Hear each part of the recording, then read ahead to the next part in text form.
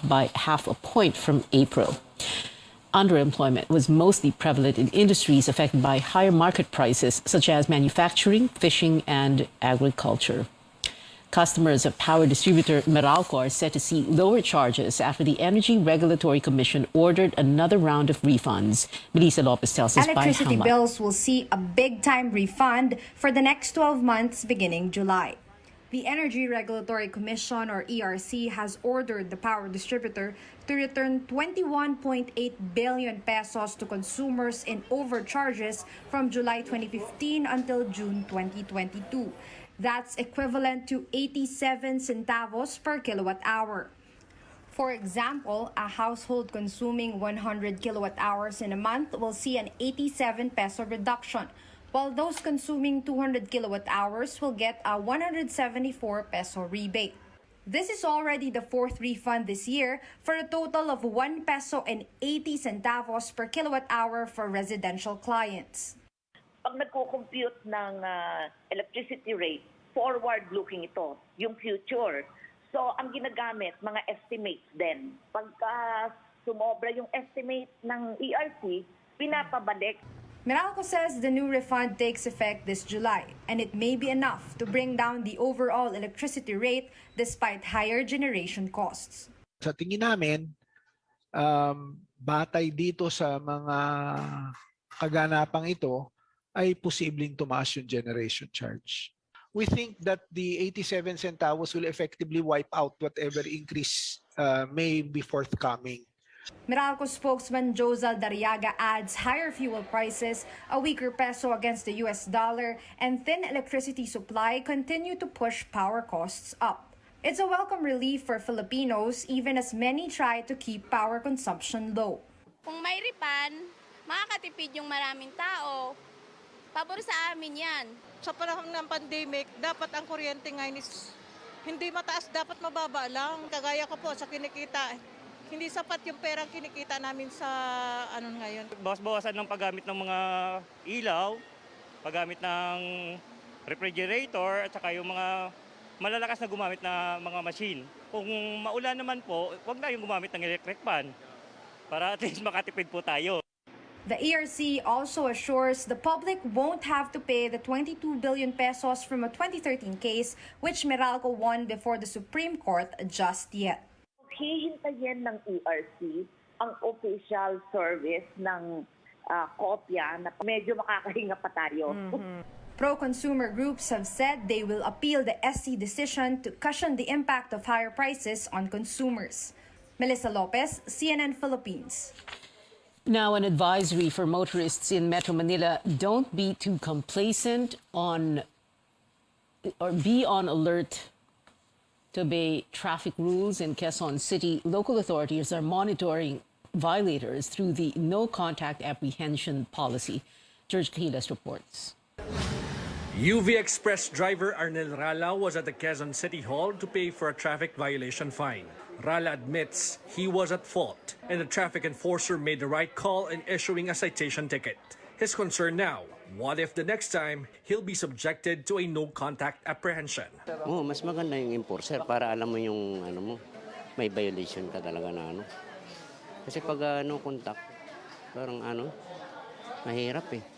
Papadalhan ka na lang ng notice. The local government of Quezon City has fully implemented the no-contact apprehension policy to traffic violators since July 1 after a 9-month dry run. They are using state-of-the-art cameras with artificial intelligence technology and night vision capability to capture, photograph, and record the conduction stickers and plate numbers of vehicles that violated traffic rules and regulations. Ng motorista, pag alam nilang may nagbabantay sa intersection, ang tendency they have to follow the traffic rules and regulations. So, malilesen mo rin yung mga incidents on road crashes sa intersection. Ideally, a notice of violation will be sent through email or courier service within 14 days or more, depending on the location of the violator. Motorists must pay the fines within 30 days upon receipt of the notice. You may pay online, in select banks, or personally at the Quezon City Hall. Disregarding the notices will further increase your fines, since a 5% surcharge will be added if not paid after 30 days. They can come here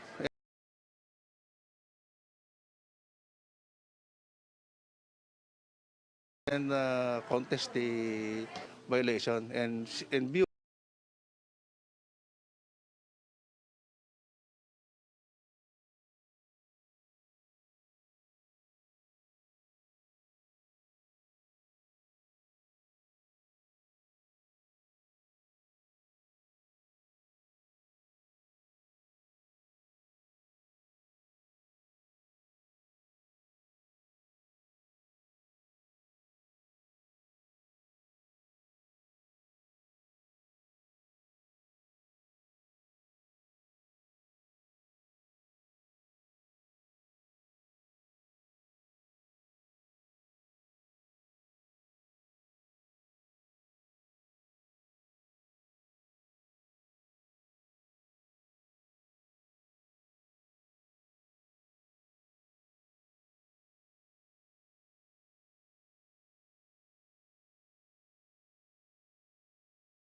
Samples tested between June 29th and July 4.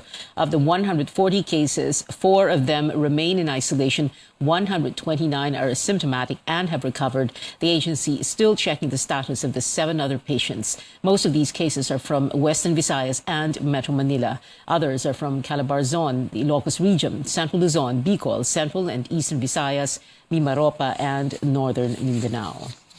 Pero kailangan mag-iingat tayo sa pag-conclude dito sa ating mga nakikitang resulta. Ang ating genome sequencing process is being done purposively. Hindi po natin nakaka-positibo sa ating bansa, and therefore, hindi nakakapag-undertake ng genome sequencing. Meaning, yung atin pong mga resulta might be biased, no? Kasi hindi pa ho natin nakikita yung kompleto for the rest of the country. Based from the recent sequencing result, pinakamadami ang BA.5.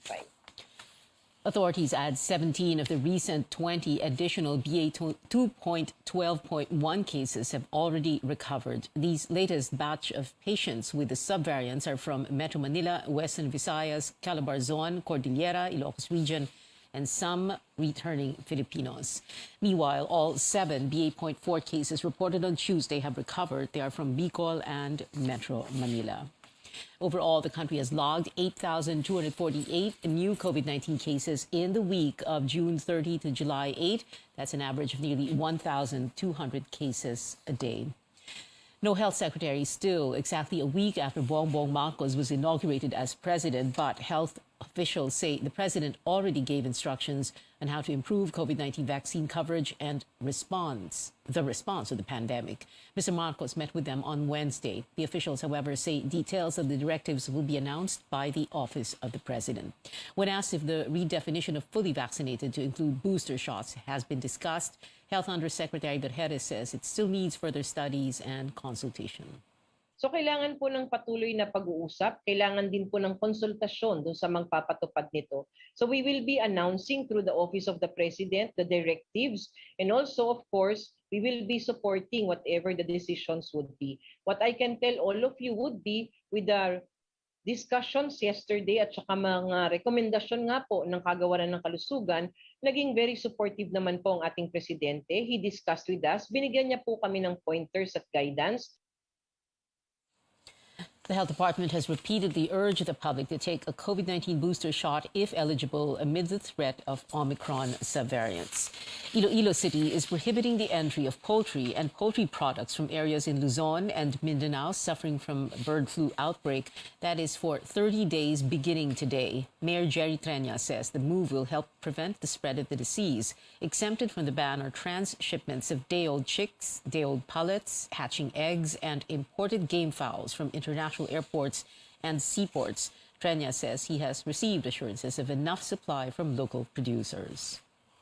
To protect the industry here in Iloilo, Panay, and Guimaras, the poultry operators came to me and told me that they are very concerned. According to the poultry operators in Panay, they will be able to accommodate the demand for Panay. When asked if the ban could be extended, Treña says it remains to be seen since they're having problems coordinating with the Agriculture Department, which is concurrently headed by President Marcos. Up next, the president abolishes some offices under his watch in his first executive orders. A look at what that means. And the manufacturer of a popular instant noodle brand insists it follows safety standards despite health warnings from 3 European countries. You're watching CNN Philippines.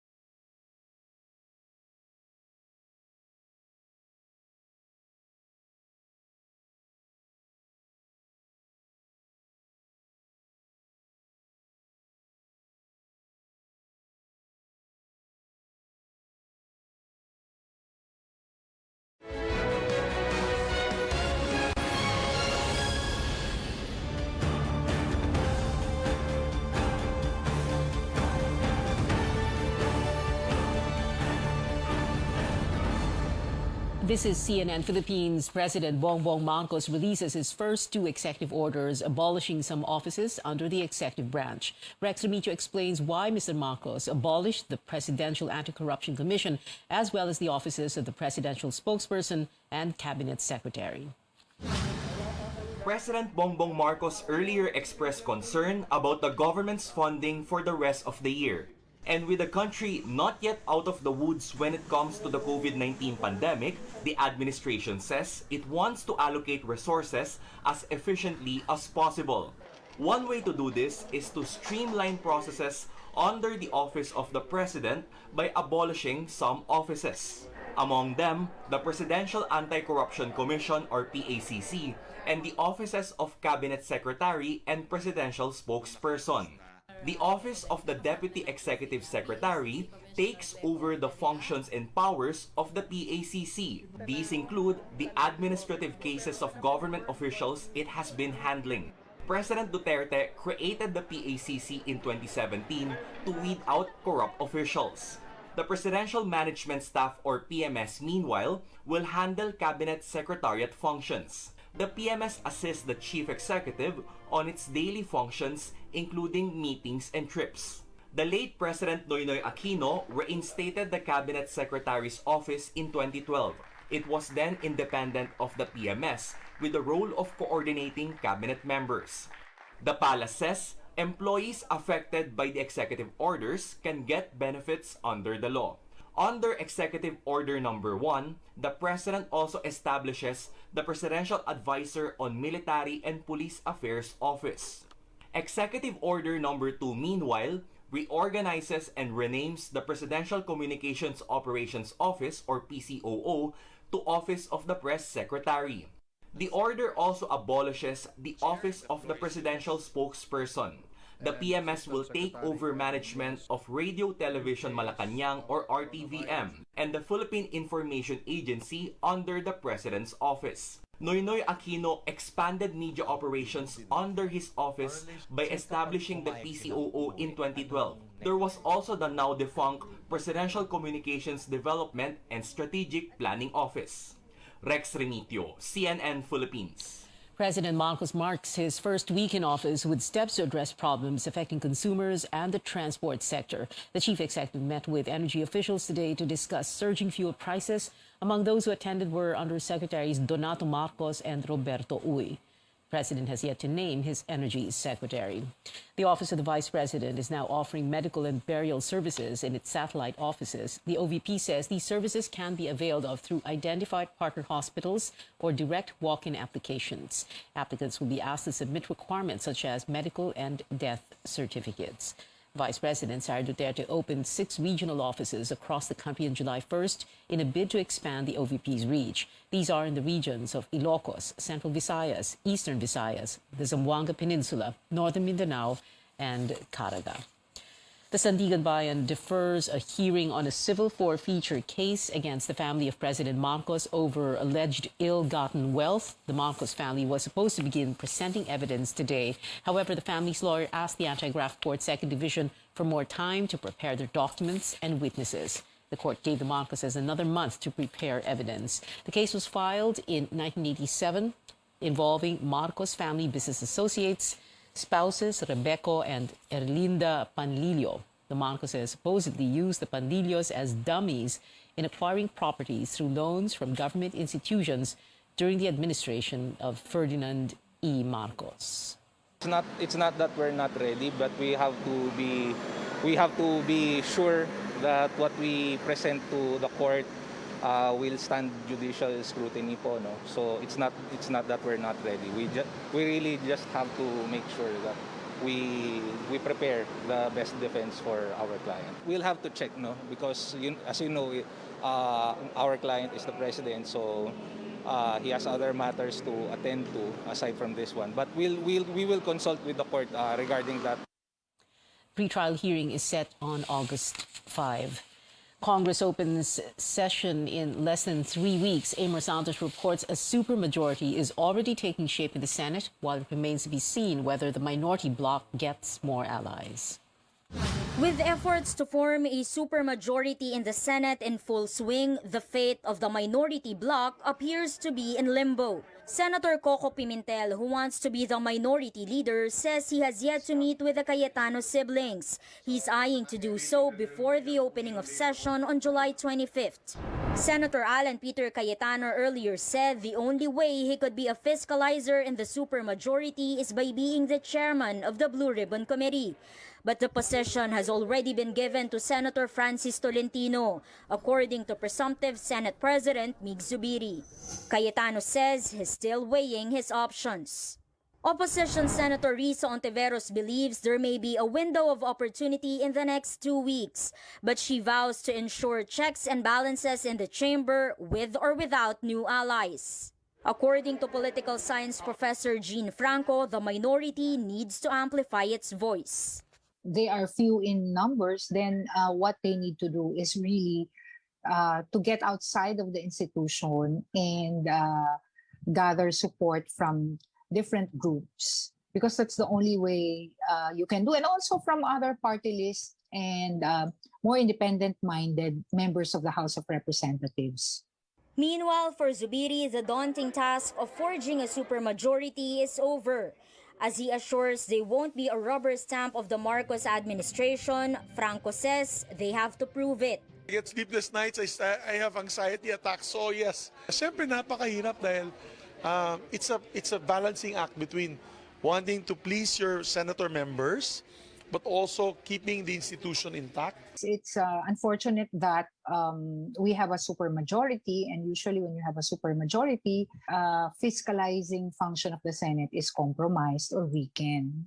It needs to be seen whether this incoming Senate will actually perform its function as a key fiscalizer of the executive branch. Zubiri says key leadership positions are almost set in stone, and former Senate President Tito Soto agrees. Nothing, though, is official until elected by majority of the Senate. Amor Santos, CNN Philippines. News overseas, British Prime Minister Boris Johnson is set to resign following a rebellion in his Conservative Party. A Downing Street spokesperson says the embattled leader plans to address his country in the coming hours. Over 50 members of the British government have resigned to protest Johnson's leadership. The UK Prime Minister has been involved in a series of scandals that forced even his strongest supporters to abandon him. Johnson will remain in his post until his party picks a new leader. Back here at home, it is the turn of farmers and advocates arrested in Hacienda Tinang in Tarlac during a bungkalan or land cultivation activity to sue the prosecutor who handled the complaint against them. The group, they call themselves at Tinang 83, accuses acting provincial prosecutor Mila Montefalco of grave and serious misconduct, gross ignorance of the law, and conduct prejudicial to the best interest of the service. They argue Montefalco held inquest proceedings in an unfair and discriminatory manner. The farmers want the prosecutor relieved from her post and dismissed as a public lawyer. The Capas Municipal Court junked the malicious mischief and illegal assembly charges against the Tinang 83. The Food and Drug Administration is investigating some instant noodle products that supposedly have a high presence of a harmful chemical. That's after authorities in France, Ireland, and Malta issued health warnings and recall orders against Lucky Me instant noodles. The European country said certain Lucky Me products have high levels of a pesticide called ethylene oxide. Manufacturer Modenisin clarifies that it does not add the chemical in their products and maintains that they follow food safety standards. Health Undersecretary Maria Rosario Vergeres says officials will only pull out specific batches from the market if the FDA finds harmful chemicals in them. So kung ano man po ang matagpuan ng ating Food and Drug Administration na talagang with the presence of this specific component or chemical, yun lang po yung tatanggalin sa merkado. Pero katulad ng sabi ko nga kanina, aantayin po natin yung resulta ng investigasyon na sinasagawa ng Food and Drug Administration. Vergeres says ethylene oxide may cause headaches, nausea, vomiting, loose bowel movements, difficulty in breathing, and fatigue. Sports and entertainment stories coming up on Newsnight. A Tokyo Olympic swimmer is switching from Team Canada to Team Philippines. And trending online are new projects under Netflix, including a live-action adaptation of a famous anime series.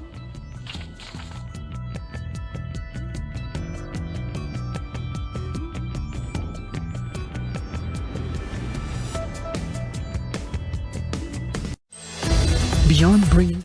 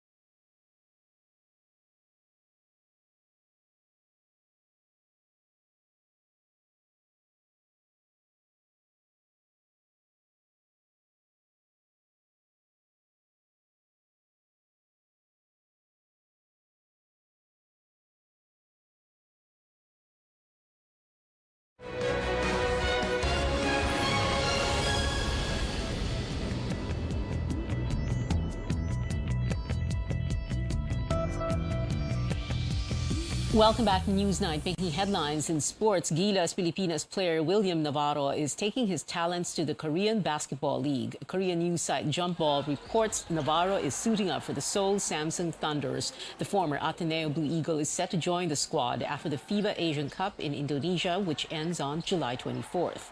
And two-time Olympic medalist Kyla Sanchez commits to donning the country's colors. After competing for Canada in the last 6 years, the Filipino-Canadian swimmer, however, must complete a one-year residency before she can represent the flag in international events, with a possible stint in the 2024 Paris Olympics. now that I'm older, I'm more independent, and I think now is a good time to bring what I do and what I love here in the Philippines. Freestyle, sprint freestyle events. That has been my biggest role on the international stage. So hopefully, and I know I will, improve through swimming here and in a new training environment. I want to achieve great things for the Philippines, so let's say gold medal, and you guys can hold me to it. Sanchez made her international debut for Canada in 2016 and has since established herself as one of the most prominent Phil-Canadian athletes. Entertainment news now. Good news for K-pop and K-drama fans. The Korean reality show In the Soup, Friendcation, featuring V of BTS, Park Seo-joon, and many other stars, premieres July 22nd. The series will center around the so-called Wooga Squad, composed of 5 stars who met on the set of the drama Hwarang and became friends. It'll follow them as they take a vacation in the forest, or soup in Korean. The show will stream on Disney Plus, which is not yet available here in the Philippines. Netflix announces a bunch of new projects from the creators of Stranger Things that are now in the works. The Duffer Brothers are setting up a production company called Upside Down Pictures, which is creating a live-action series of the famous anime Death Note. The streaming platform has released a non-animated movie adaptation before, but it mostly received negative reviews. And expect more monster fighting in alternate dimensions with a spin-off of the sci-fi hit Stranger Things also in production. The next season of the record-breaking series is the 5th and final one. Also making a buzz online, the trailer for Amsterdam showing off an A-list Hollywood cast. Among them are singer Taylor Swift and award-winning actors Margot Robbie, Christian Bale, and Anya Taylor-Joy. The film revolves around 3 friends who must clear their names after becoming crime suspects. We formed a pact, and we swore to protect each other, no matter what. Tax the rich. We find ourselves in a situation where we're accused of killing someone, which is not true. Amsterdam, set in the 1930s, scheduled to land in theaters this November. And that is it for now. Join me again on News.ph at 7 p.m. I'm Pia Ontiveros for Newsnight, where we go above and beyond the headlines.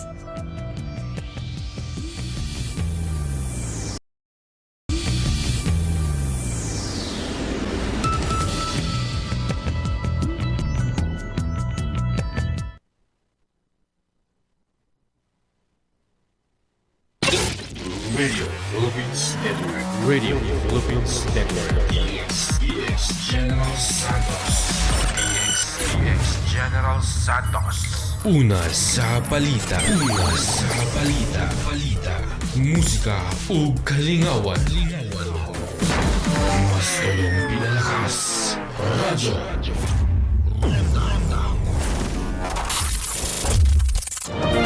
This is CNN Philippines. The path to the Senate presidency is clear for re-elected Senator Juan Miguel Zubiri. After a near contest, Senator Cynthia Villar said she's dropping her bid for the 3rd highest post in the land. Zubiri will join looming House Speaker Martin Romualdez, the president-elect's first cousin, in forming a so-called supermajority in both chambers. With Marcos allies dominating the 19th Congress, can our lawmakers make sure that they can effectively exercise the system of checks and balances in a democracy?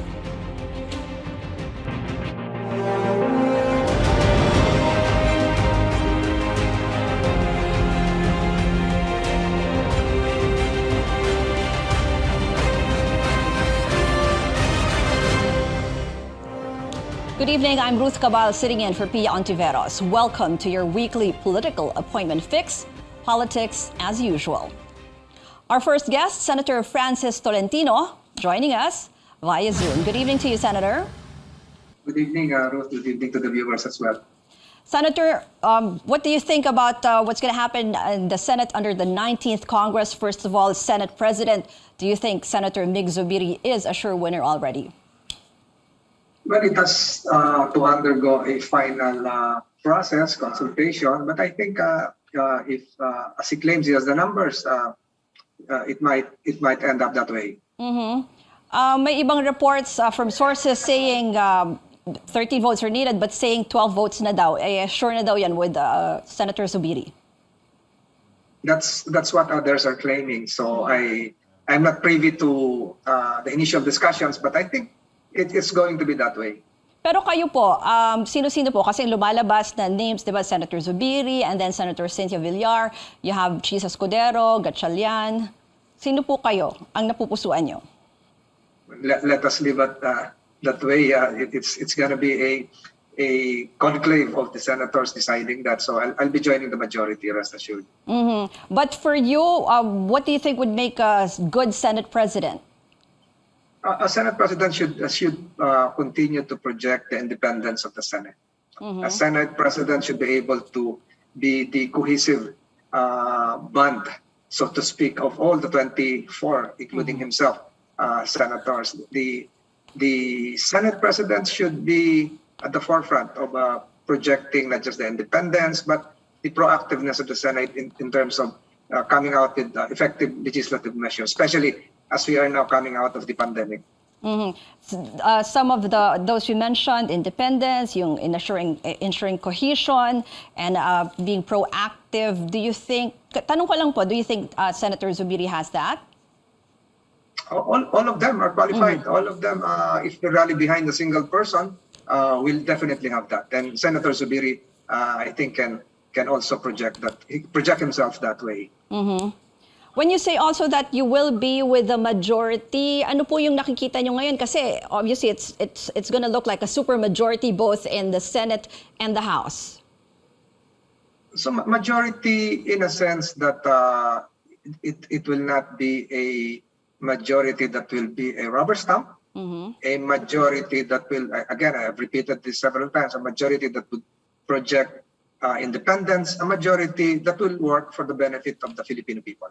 You mentioned earlier that there are still talks and usually pinagbobotohan, but we all know how it goes in the Senate na napag-uusapan na rin naman, and there are negotiations. Even sila Senator Cynthia Villar were saying, and even the minority like Senator Ontiveros were saying, they are talking to other senators. Pero kayo po sa ngayon, napag-usapan na rin yung mga committee chairmanships. Meron po ba kayong gusto na committee na i-lead po or to be the chairman?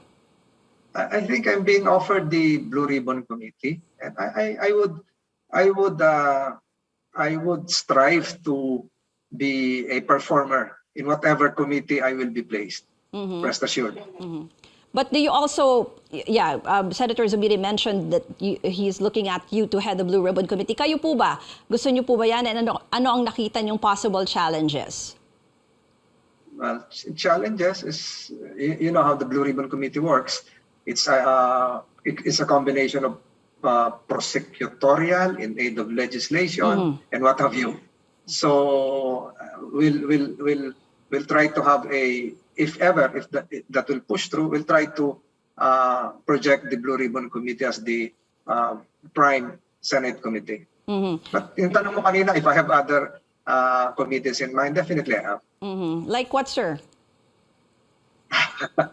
Siguro Committee on National Defense.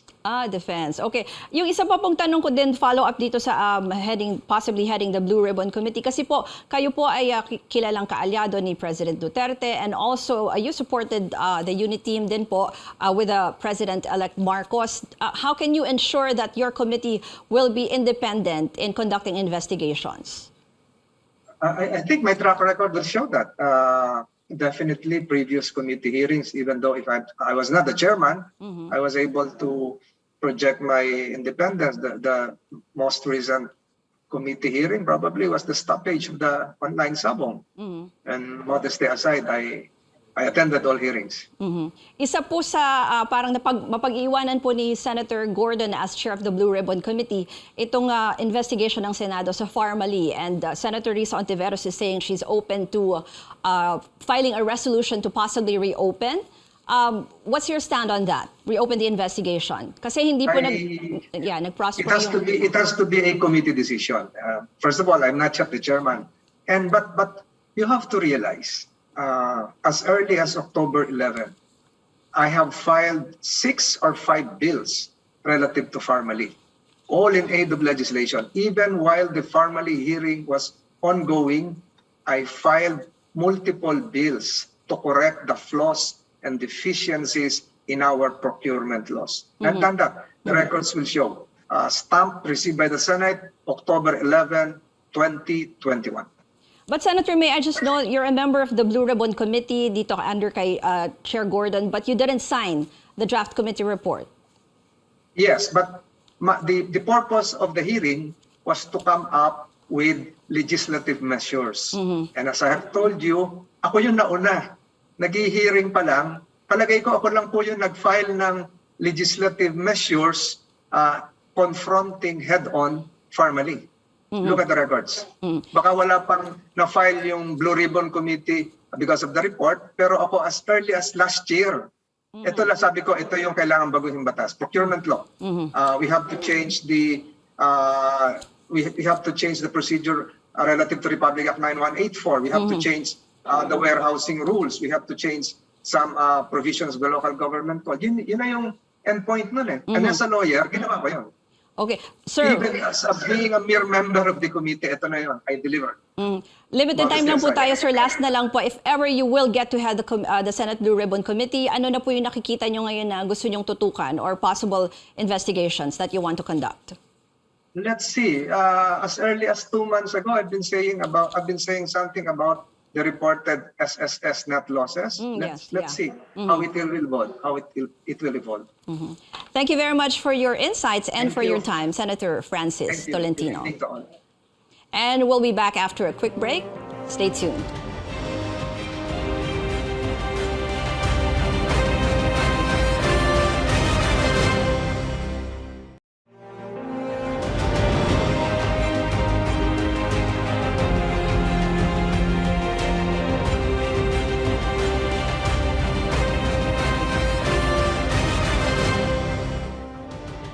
Welcome back. This is Politics as usual. I'm Ruth Cabal. Our next guests, former Senator Orly Mercado and analyst Richard Haydarian. Good evening to you, gentlemen. Good evening, folks. Hi, good evening. Good evening, Orly. Good evening, Richard. Sir Orly, I'll start with you. As a former senator, what can you say about the new Senate composition under the 19th Congress, the upcoming 19th Congress? Lagi ko nadidringan yung majority, super majority. You know, nung nare-establish ang, pardon my going back to history, but you know, hindsight is important. Ganon din ang question eh. Baka wala mag-object sa inyo. 24 kami kandidato, 22 won. Ang minority lang nun, si Johnny Ponce Enrile at saka si Erap Estrada. So, people are saying, what kind of a Senate would that be? There should be a super majority, etc. It was President Koryakine who said, don't worry about that. These people, you have 24 independent republics, dyan manggagaling yung opposition. Kaya napaka-importante maintindihan sa majority na disagreement does not necessarily mean disloyalty. You can be part of the supermajority and any practical politician will join the majority. How can you get your committees? How can you get your work done? How can you pursue your advocacies? Unless you are in the majority, these are critical.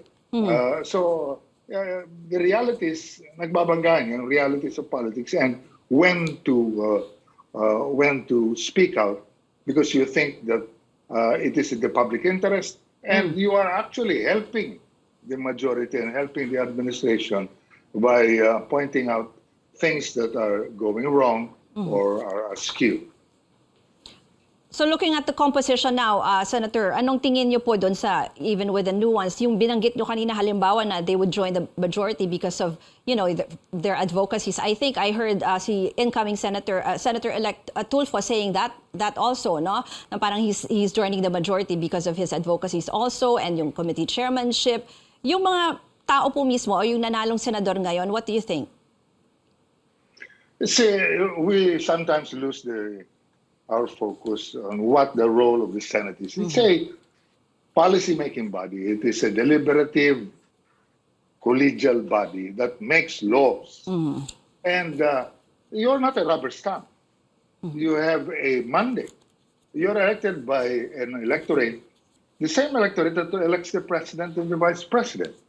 So that gives you the important role of supporting legislation that will actually help our people in the end and can hopefully be easily passed. And that's fine. In a government wherein there is a meeting of minds between the policymaker and the policy implementer, unlike its fusion in a parliamentary form of government. Ang importante rito, naintindihan natin na ang objective rito is to make laws. Kasi mambabaw yung understanding ng sinasabing, majority yan. Ibig sabihin, wala lang mag-o-object. Sino pa mag-o-object? You're generalizing. Because I'm sure from the senators, there will come out people who will really disagree. And they will break away when they feel they cannot sacrifice their principles. Okay. Let me ask si Professor Hidarian, what do you think about the looming supermajority in both houses? Well, this is not anything new, right? This is what we also got in 2019. In fact, in 2019, the opposition did even worse, right? Not a single one from opposition made it. At least this time, you could argue at least one with Rizal Ontiveros. In fact, more if you bring in Chis Escudero and others who were part of the Grand Alliance of the opposition. But the question is, what do you do with this supermajority? President Duterte didn't make much out of it. I think everyone was thinking, now that you have supermajority, they're going to railroad the constitutional change, etc. It didn't happen, right? So it depends how the coordination is going to happen. And let's not forget, we don't have real political parties in this country. The UNIT team is not a political party. It's a tactical alliance. And the thing with tactical alliances is that weather lang yan. So it's very possible that they were together during the election campaign. In the case of Zubiri, he defected to the other side, and we understand why this stuff are happening. But later on, as the Senate kicks off and important issues, high-stakes issue come into picture, I think that's where magkakaalaman na kung sino talagang majority, sinong hindi. I think there are going to be roughly three kinds of groups. There are going to be the yes men and yes women. Let's just be honest about it. We're not going to name names. And then there are going to be people in the middle who are going to try to, have it both ways. Some could call them fence-sitters or independents. And then there are going to be those who are going to feel, well, if the next administration is not as effective or if the public opinion is shifting, maybe they'll gravitate more towards opposition. I mean, so far, Rizal Ontiveros is clear as the opposition one. But I think there'll be more and more down the road if the incoming administration doesn't live up to the expectations. I mean, the expectations are really high on incoming President Ferdinand Marcos Jr. So in that sense, it may look like a supermajority on the surface, but the coherence of that, the crystallization of that is highly questionable in light of the fact that we have no political parties. But the trend lines is clear. Since the reintroduction of democracy in 1986, 1987, the situation of political dynasties in the Philippine Congress has deteriorated. We went from around 60% in 1987 to more than 80% in 2013. And now, bati sa Senado, meron magkapatid. Dalawa pa yata yung magkapatid. Meron mag-ina. So even the Senate, which used to be the august body, a little bit above the fray, the training ground of the next president, we see that the broader trend lines in the lower house is also affecting them. So that tells you about the regressive trajectory of Philippine democracy for that matter. So sa tingin mo, it will still be independent, as yung sinasabi ni Senator Orly na you have 24 republics pa rin.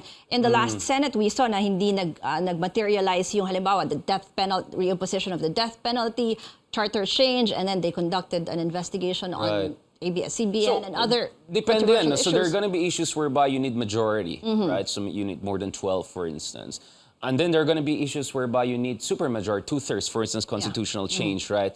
So siguro dun sa iba, baka majority is now more doable, especially if Ferdinand Marcos plays it well with the leadership here and there. Zubiri was part of the campaign, etc.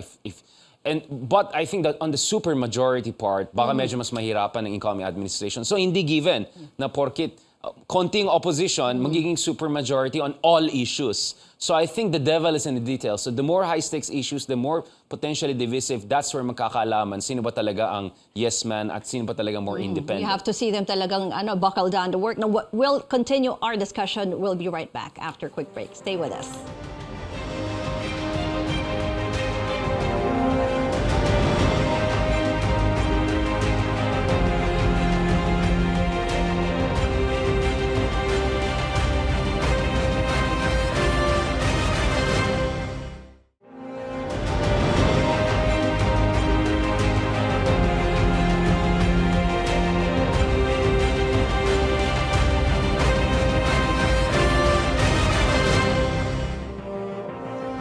We're on our final stretch. Still with us, former Senator Orly Mercado and analyst Richard Haydarian. Sir Orly, let's talk about minority. How important is it to have a minority in every Congress? Yes. You know, sa parliamentary form, lalo na katulad sa Great Britain, ang tawag sa opposition is Her Majesty's Loyal Opposition. That means that when you disagree, you're not really being disloyal. In fact, you have a very important function, and that is, as a senator, whatever party you belong to, is to point out where things are going wrong, especially in a country where, like ours, where our democratic institutions have not yet taken roots in many areas. And we are still battling the scourge of corruption. I think it is very important that we have these checks and balances. Because if you abdicate that, you're a political leader, somebody else will take over. And it will be taken over, like media will take over to do the fiscalizing, etc. While within the institution, whether there are charges later on that are filed, etc., and sometimes there are complaints, oh, you're investigating in aid of re-election and not in aid of legislation. But let us not go into motives. But I agree also that cooperation between the legislative and executive branches is critical. I think we still have memories of the LEDAC discussions during the time of President Ramos, and that has worked. There were critical issues, and today we are facing very critical issues. Kung mapapalabas natin yung mga batas mas mabilis. Pero napakabigat existential issues climate change, yung power issue, dependence on oil, etc. Our problems with food prices, etc. All of these things require cooperation. If Congress can pass it fast and implement, and the executive branch can implement it faster, then we're fine. Because the problem with legislation also is that you have many laws that are not funded properly and implemented well. It is in the implementation. It's another world. And meron function din ang Senate, even the House of Representatives, of oversight. And you also approve the budget, and that gives you the leverage to be able to demand and question, demand the information, and find out how, give the evidence that they're spending the funds properly. These are very critical issues for governance, and I think we should not lose the sight of it. Whether at times you cooperate, etc. Tayo kasi, bakit ngayon, nung araw, kalaban ng presidente, bakit ano? Let's all think and focus on what is going to be achieved and what should be achieved. Professor, Sir Orly told us yung important role ng minority. Ngayon, sa tingin niya sa lineup ngayon, who could best lead the minority? Senator Ontiveros is saying they're talking to 3 or 4 people, and then Senator Coco is saying he's possibly joining the minority. Yeah, we had a big surprise, right? Everyone's thinking Cynthia Villar, she would be in a strong position. She topped the race in 2019.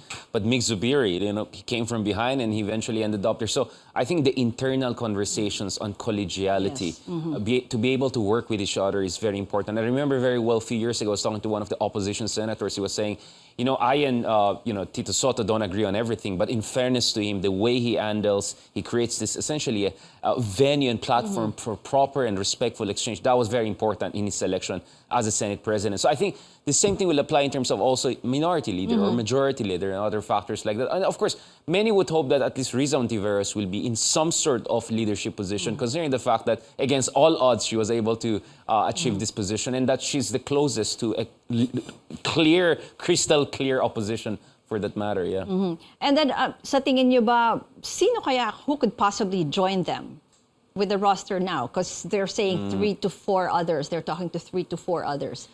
Yeah, I heard Senator Cayetano. Escudero. Yeah. A number of this, let's call them more centrist, independent-minded folks. Cayetano was very strongly aligned with President Duterte, but the same thing doesn't apply with President Marcos Jr., right? Yes, so I of think, course. and then with Chizo Escudero, in fairness, he was part of the opposition. I remember on election day, he said that he voted for Lenny. So he's very clear about his preferences for the opposition. Maybe a lot of folks on the other side underestimate his independence or his opposition leaning. So I think this is a chance for them to work it out. But I think Riza definitely is the face of what is closest to the opposition. I completely agree with Orly. I think in our country, there's a misunderstanding of the role of the opposition or what is checks and balances.